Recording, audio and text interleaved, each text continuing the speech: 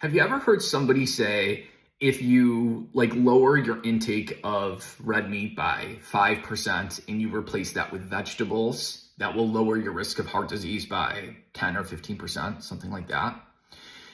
I hear this all the time, and even vice versa, right? I'm not trying to come from a pro meat perspective. I'm just saying anytime someone in the nutritional space is saying, if you replace X amount of your food with this amount of something else, it's going to lower your risk of whatever outcome by X percentage. That is not a true statement, because it is not based on a randomized controlled trial. That is based on what's called prospective cohort studies, which cannot prove causation. So what we need to understand is the next time you hear someone say, if you lower your red meat intake by 10% and you replace that with, let's say, legumes, or you replace that with vegetables, etc., that's going to lower your risk of heart disease by blah, blah, blah. It may not also lower your risk of heart disease. And there should be a caveat after that statement, that this statement is not based on causation, that this statement, it may or may not be true. It's a flashy statement. It sounds like, wow, if I do this, this will 100% lead to a reduction in heart disease, etc.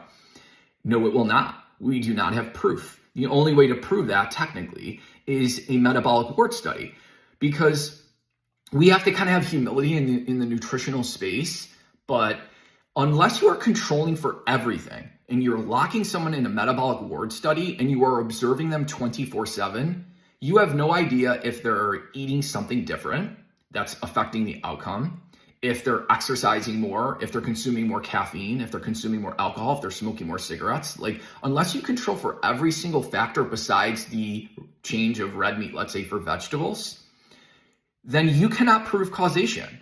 And thus, any statement that says, if you reduce your intake, again, of red meat, let's say that as an example, and replace that with vegetables, that's going to lower your risk of heart disease, that is not true.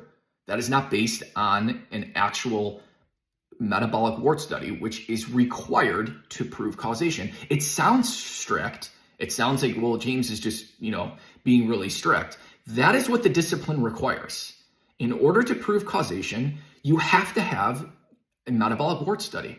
You have to control for all other factors besides the change, let's say, in red meat intake in the swap out, let's say, with vegetables. If you do not have a study that observed someone and controlled for all those factors, that statement is very misleading. And people can say that it's based on food frequency questionnaires that have been validated. No, they have not. Unless they have been validated by a metabolic wart study where someone observed someone for 24/7, weighed all their food, and measured all the nutrients in that food, then you have no idea what that person actually consumed. And certainly a food frequency questionnaire once every 4 months is not going to tell you what someone actually consumed.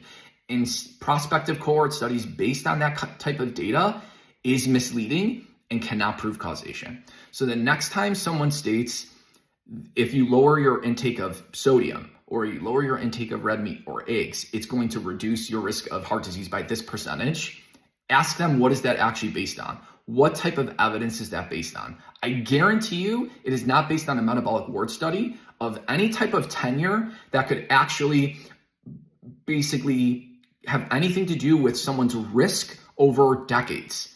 Because when you're talking about somebody's risk of developing heart disease, that means you would have had to have had a study over 30 to 40 years to know that it's going to lower the risk of heart disease, because heart disease takes decades to actually occur.